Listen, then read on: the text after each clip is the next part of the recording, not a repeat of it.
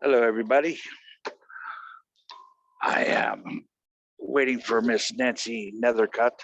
I've been calling her Neithercut for 2 years. I've been recently told that no, it's Nethercut, and I'm waiting for this beautiful poet who I love dearly to join me in this Zoom room.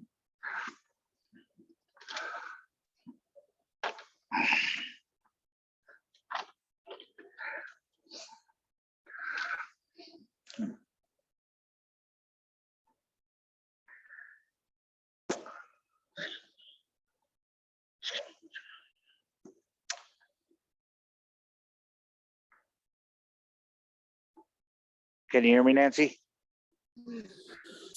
Hey, how you doing? I'm doing well. I love you. Hi. I love you. Hi. I love you very much, and I'm so grateful that you're here. Fun.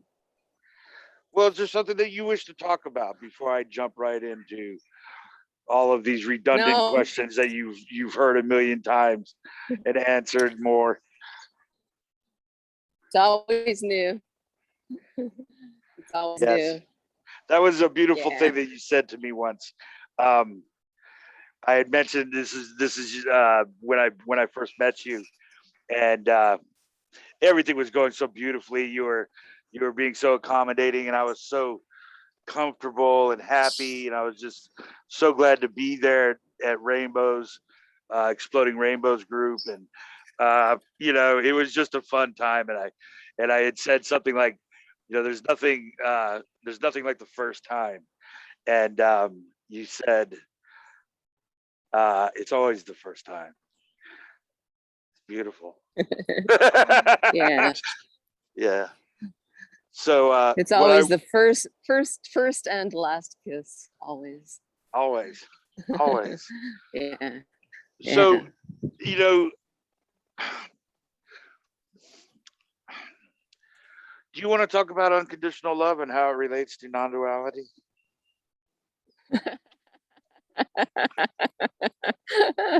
uh, well, love is a word that seems to imply the erasing of all edges, right? And all the edges are imaginary. And that's what is seen through in a non-dual awakening. That all edges, all boundaries, all qualities, characteristics, measurement, division, distinction, all made up. So love seems to work, the word. And there are no conditions because there are no distinctions. And yet, in the dream, love works very well because there is an intense love for just this that seems to appear because there is no that. And there's just a longing, a love for what seems to appear, a beautiful falling in love with everyone. And it is unconditional because there's no need at all. There's no hope or fear. There's no need because there's no next. Yeah. Yeah, so it kind of it's a showstopper insofar as conversation or questions are concerned, but it doesn't change the actuality that everything within the appearance of a memory is happening spontaneously right in this apparent here and now. And so it's not so much a linear chain of events, but it's just a display of expression and culminating in the two of us having a conversation, and that being the totality of existence. Would you care to discuss that? Like, some people would say this is experience or awareness, words like that. Would you care to talk a little bit about the distinction? Is there a distinction between these words, as experience and awareness? And Well, I would say experiencer, and Nancy, there is you might no. have to hold, Nancy, you might have to Can hold you your hear me? mic. Yeah, it's Can you kind hear of me now? blanking. Yeah, I can. I'll shut up. And Okay. yeah, Okay. go ahead. Okay. I'm just trying to go where we went the other day because it seemed like the signal was okay there. Yeah, Awesome. I would say there's no experience or experiencer, and there is no awareness apart from perception. Every word seems to create, capture, and hold a certain thing, and there are no things. So, what was the question? Well, yeah, something about, well, the beautiful place you've taken the question. I was trying to ask you to make a distinction between experience and awareness, if you thought there was one. And from what I understand, you're saying, you know, experience, you know, awareness requires somebody to be aware, or perception, and so, or experience, you know, seems like perception, and that's where I lost you. Yeah, yeah. There's just no separation. Only in the words, only in the Yes. languaging does it seem like there's observer and observed. But there isn't. It's just only in the languaging, the worded world, the virtual reality, the dream of separation that we are, that this is the only world we can know, the conceptual world of separate things and events. Yes. Yeah. Yeah. So knowledge and concept and all of that. We have this odd thing about language, where every conversation could be, you know, its own language in a way. You know, I mean, the words come and go, and they seem to, you know, I mean, basically every conversation, every moment is a description unto itself. It's impossible to describe. And what I was curious about, and this can be tricky because of the appearance of conditioning or what have you, but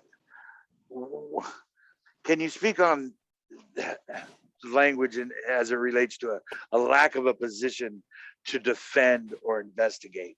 You know, there's no attack, or you know, it's not like you're trying to prove something.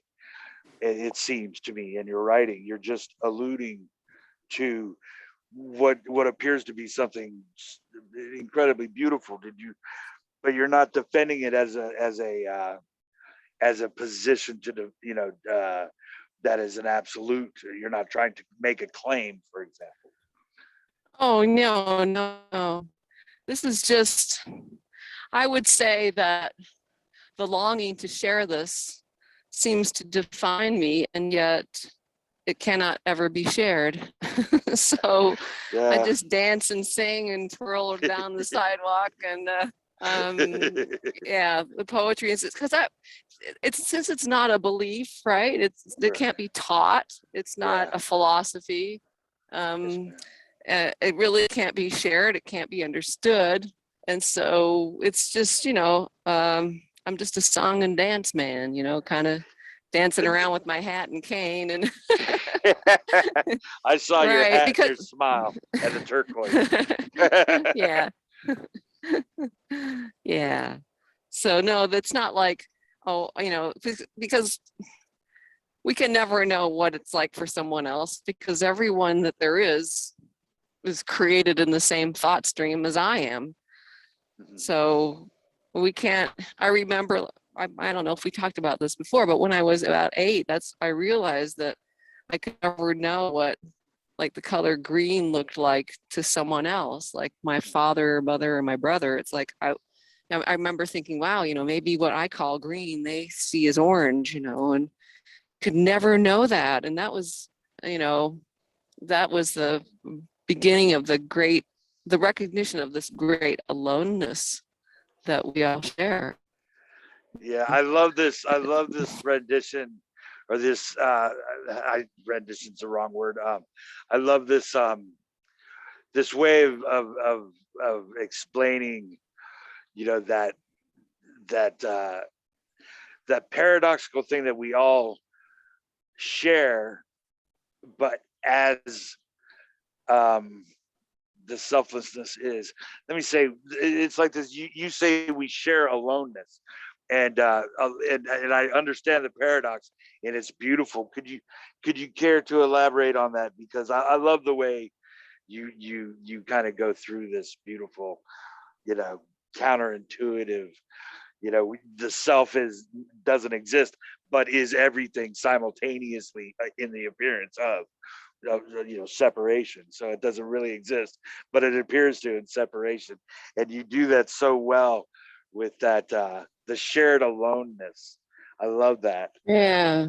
Well, it's like some people will say, well, I am everything or something, but there's no me to be everything, and there's no everything to be. Right. Right. So Right. Knowing intrinsically, without a doubt, that there are no things, no selves, no others, no love, no emptiness, not even nothing. And yet simultaneously, there's this dream spinning itself, this dream of infinite things, infinite variety, every leaf on a tree, it's just, and it's completely incomprehensible. Thingness is just the assumption of knowing. So nothing can be understood because there are no things. And also thinglessness is utterly incomprehensible. Yes. So the symphony of perception is just like, attention will move and rest and move and rest, and I can go, yeah, there's some trees and there's mountains and clouds and, oh, here's a path and here's my hand or whatever. But those things appear as the naming occurs. Before that, there is nothing, because there is no before, because before is a word. And so we are these imaginary characters in this worded world, this tapestry of words. In the languaging, it seems like we and all things appear simultaneously. If thought stops, you and your world disappear, right? So, and there is no outside of this thought stream, which some people feel is a prison, no outside of this self, because the self is the thought stream. I am this thought stream, constantly weaving the cat's cradle of words, ideas, concepts, transparent layers flowing into and through each other, building this phantasmagorical, mind-blowing dream of things. And love, maybe love is the knowing that there are no things. I don't know. I don't try to figure out what anything is anymore. The words just slide through, magically appear under my fingertips as I write, or as this mouth moves. Words just pop out, pop, pop, pop, pop, pop, pop, pop. And they don't really mean anything, because there is nothing. Meaning is made up too. Meaninglessness is made up. So here we are in the stream of separation. What we do, we share our stories. We share our stories. Those are our love songs to each other. So in the sharing of stories, our stories are interwoven. I am a story of the countless stories of everyone I have met, of everything I've read, everything I've heard, just swirling around in this thought stream. I am this thought stream, and it's not owned. There's no one who is it. They're inseparable. That's all that can ever be known, is this dream of things. And yet somehow it's not known, it's more intuited, it's grokked, but it's all made up somehow. So, we're supposed to talk about aloneness. Okay. So please. We can never know what it's like for someone else, ever. In the thought dream, where we exist, where we dance and play and talk, meaningless conversations, walking down a dirt road in the desert. We're completely alone. Even if we touch, even if we hug, we can never know what it's like for another person. And everyone knows this great aloneness. I think a lot of people spend their entire lives running away from it because could be so devastating. And also there's the great emptiness, the great maw of emptiness that is your heart aching to be filled, but it's bottomless, right? It can never be filled. And so what seems to fill it is when the sides fall away. So this edgeless love, which is so beautiful. And when you see someone, anyone, you know that they know this great aloneness, that they have this great emptiness. And that I guess is love, is sharing that. That's so beautiful. That is our beauty. That is the beauty of being human. Sharing this great aloneness, the emptiness, and the wonder of love. It's beautiful. Yes, you know what I love about what it's impossible to articulate what I'm about to try, but I'll try to do it as basically as possible. The paradox between the dream sequence of self and the appearance of self, in that a person thinks they think, right? And so thought kind of arises out of no particular place, and within that thought that arises from no particular place and going no particular place is this idea of a person who thinks they think. And within that paradox is this idea that the thinker within that has been created by the thought itself, much like the object is named before it is seen. This thinker within the thought thinks that there's nothing beyond its ability to reach, which is funny because it's not reaching in what it appears to be the medium that it exists in. And so, for thought to be all there is for that individual is paradoxically, it's kind of like, you remind me of that parable where the self is not there, but the self is all that appears. And so what can be beyond the experience, but there is no experience in the first place. And you just took me there. I'm sorry. I went off on a rant there. I just love what you were That's saying. okay. Yeah. we're just rapping. Yeah, it's a dream within a dream, clearly and obviously. Yeah, Yeah. it's unexceedable in every way. We are the thoughts within the stream of what appears to be a cause and effect, but coming from no place and going nowhere. And so we carry with us this ability to try to make sense, or try to make a mechanism, or a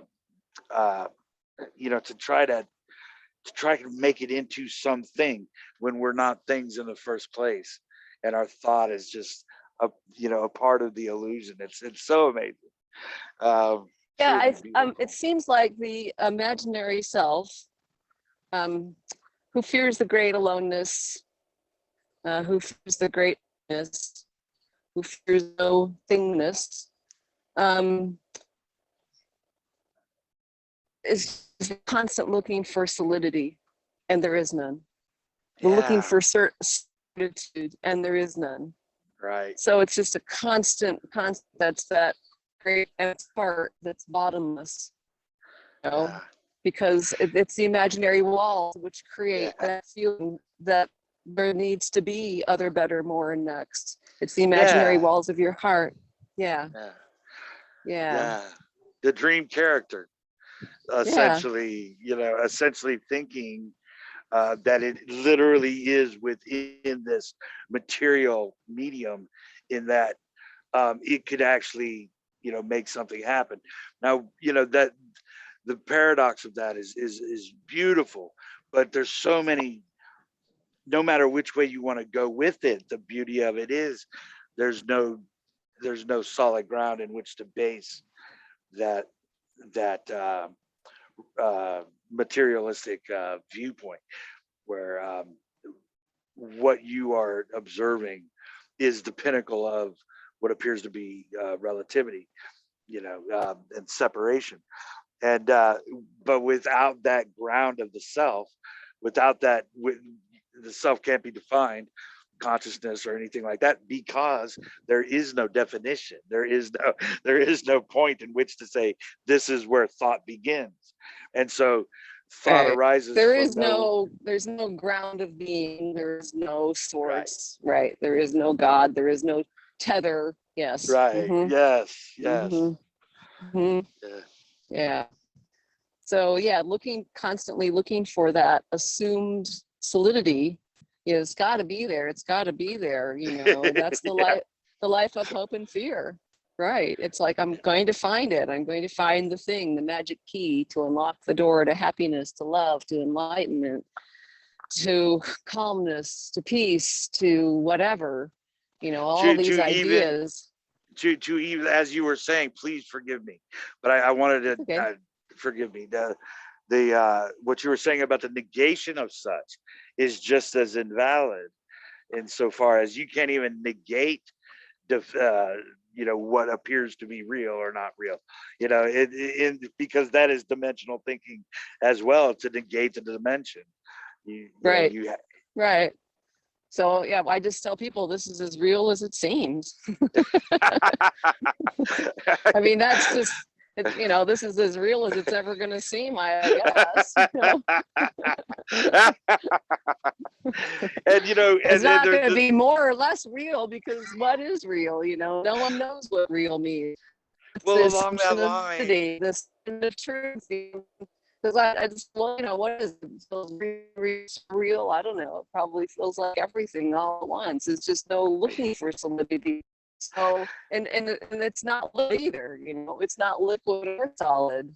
It's just, or maybe it's at the same time. Real and unreal and surreal. But yeah, whatever it is, it just feels like love flowing into and through love. It's what it feels like.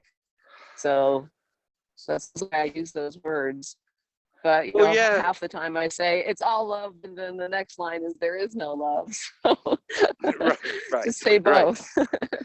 And I like to say, when somebody's stammering over themselves, that's usually when they're being most honest, and they're as close to being correct as possible. When you're like you go where you can't even get the words out, but then when you do, there's words are duplicitous, they're contradictory, they do not explain the dream within the dream. It's just it, it's impossible. So, Yeah. but But what's going on without thought, or describe what's going on with that description. The description is what's going on. The description is what creates and seems to create this worded world. The imaginary reality, the virtual reality, conceptual reality. But reality is just another concept. yes, and the funny thing about that is, I want to talk. It's an old saying, but it's still true. The music plays the band, in that what appears to be real is predicated on the illusion that there is a musician playing an instrument that creates music, whereas what is really more akin to happening is the music is playing the guy who's the music is playing the instrument that's playing the guy. I mean, it's basically everything is in reverse, and even that Yeah, it's is just inseparable. Yeah, there's no things to be separate, joined. I was talking to someone this morning and I just said, yeah, it's all map. They're going the map of the territory. And I said, no, it's all map. Territory. There's nowhere to put your flag down and yeah, this is here and I'm here next to the flag and yay. There's nothing underneath the dream. We assume there's a physical world because it right. seems to make sense, but there's no knowing ever. No knowing ever.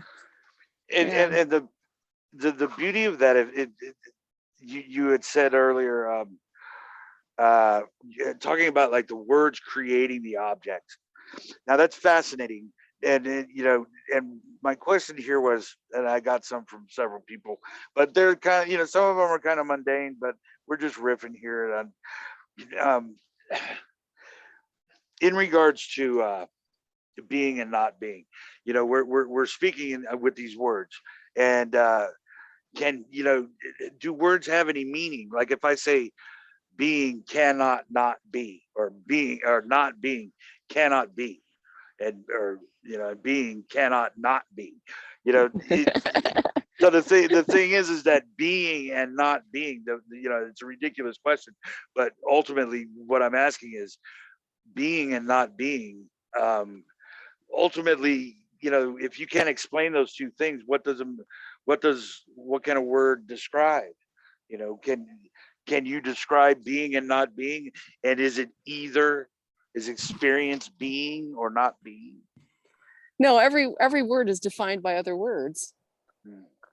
So it's even meaning, you know, to try to describe what meaning is, it's just more description. All definitions are just more description, or just more words. You know, it's a passion play of words, a cat's cradle, a web of words weaving themselves. So, and every word would possibly evoke different pictures for different people. You know, tree is a word that, I mean, there's all kinds of trees that look all different ways, and yet tree created a thing called a tree. And if the kid, you know, you learn words in the every word. So there's this world, and every learned word also simultaneously makes it seem like there's something called a you separate from that thing called a tree. That's how word world, the virtual reality of things, the dream of separation, seems to be born. And it seems like there's at a certain point when it becomes obvious. I don't know, when you're 6 or 8 or 9 or somewhere in there, where it's like, wow, that's when the thunk of imaginary separation seems to really become more solid. And I have described that, was when I was 8, I described it as a feeling like a wave, a tsunami, an avalanche of concrete had just poured over me and blocked out all the sun, all the light. You know, it was just devastating. You know, that's the great aloneness, right? That is born with the dream of separation. But also love is born of separation. So Yeah, you're cutting out a little bit there at the end, so I just wanted to make sure you were done with your point. Well, my friend asked me to ask you, and I think you've already touched on this, and I'm just going along my list here. I think you know, I would love to just let you rip on whatever you like, but my friend asked, um,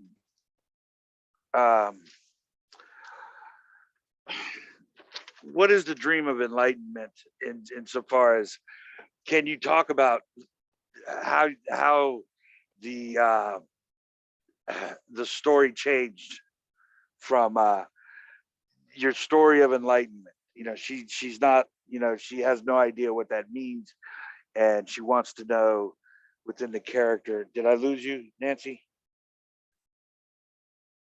I might have lost her. It was a dumb question anyways. Let me see if I can get her back. She's still here.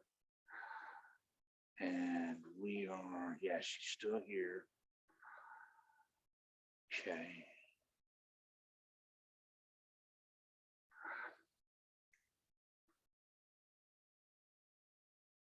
Nancy, are you there? Whoops. She's probably just trying to find a signal. So it's not a dumb question, but while she's trying to get back on the signal, it's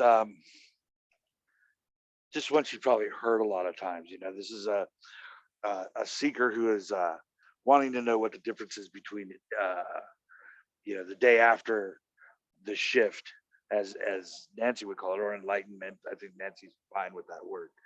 Um, and the, you know, the day before it, can you, you know, she wants to know, how does that work? And it's actually probably not a bad question at all. So I'm just waiting for Nancy to come back so I can maybe get her to say some words on that.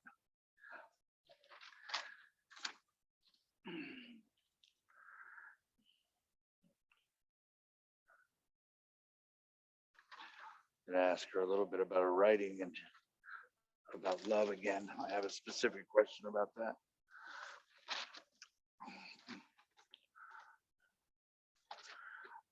Her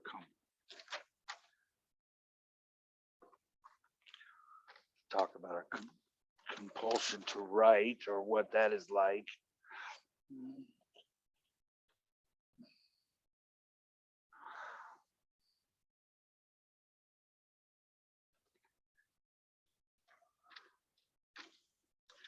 Nancy, I'm just waiting for you to come back on.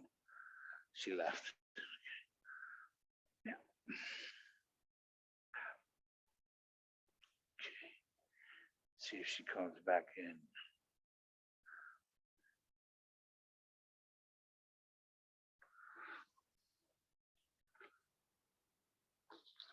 I'll just give her a chance to see if she comes back in, or I can go to message.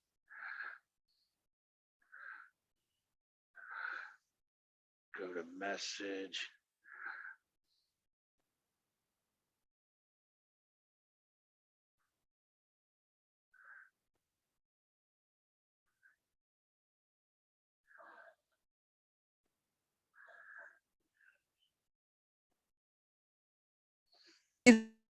Hello. There she is. Hey.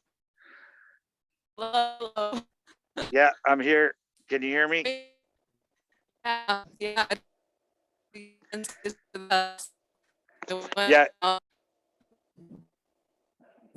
I'm still getting a little spotty, but I'm starting to get you. Take your time. We can edit this out or leave it in. It doesn't matter.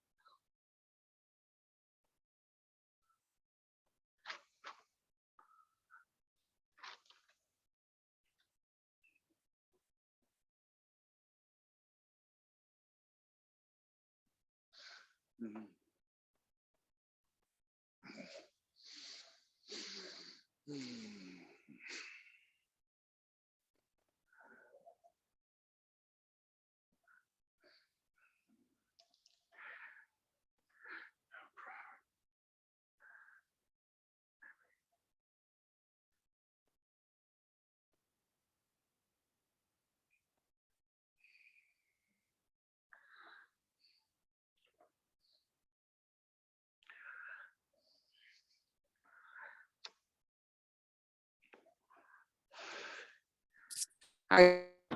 Hey, I love how each one of these little Zoom meetings have their own little personality with the text. Each one of them, none of them are exactly perfect, but they're all exactly perfect. Yeah. I'm so sorry about that. I hope. I'm sure it's at my end. Howard, it's got nothing to do with you. So well, you're asking me about a story or something. Okay, wait, now say that last part once again.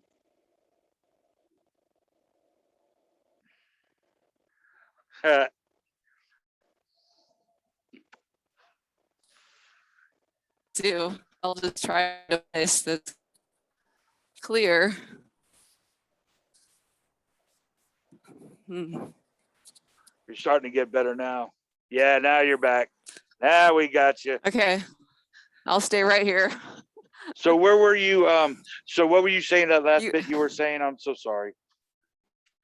Well, you were starting to ask me about a question from someone of my story. Yes. Yes, she was asking me to ask you, what was the difference? Can you talk about your enlightenment story and how your day-to-day is different? She's just talking about like what was the day before, what was the day after, and how, can you talk a little bit about how that, how that appears?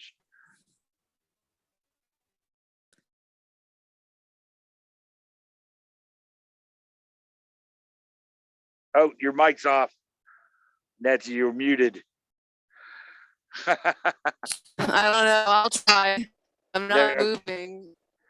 No, there's a antenna on the hill there, so I don't know what's going on. I would say that the whole year before, there was an unraveling of beliefs and belief. So there was that was happening, but the very moment of it was, yeah, I've said my story a million times. Can you hear me? yes, I can. Oh, okay, sorry. I don't know. Okay, because so the whole story is we were cleaning because that's our profession, and I was cleaning a stove, and I had the knob off the stove, and I was cleaning the knob, and just suddenly in one moment, my hand became the rag, became the knob, became the space.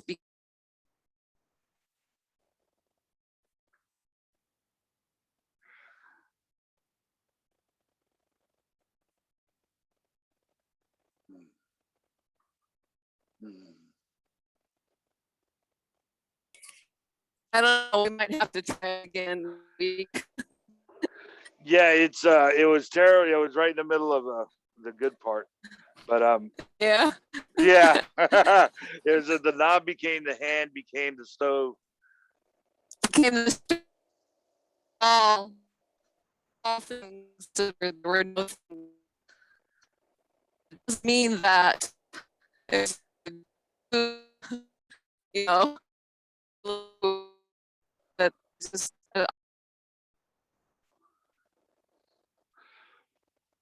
Yeah, um, Nancy, I'm so sorry. The thing just keeps cutting out. yeah. Should we try again next week? Yeah, I could probably edit this to shut off there somewhere at the 36-minute mark, and yeah, I mean, absolutely. Let's try it again. I'm definitely down for that. I look Well, we forward could to it. keep talking as long as Yeah, I'm definitely, yeah, I'm good. I'm definitely interested in that. I'm eager to hear from you every week, or to see if I can get you to come back. And that's that to me is it's just a wonderful part of my week. And I mean, just to look forward to having another conversation with you um, is, and I've got 10 questions here. So, but in any case, yeah, it looks like we're gonna have to try again next week.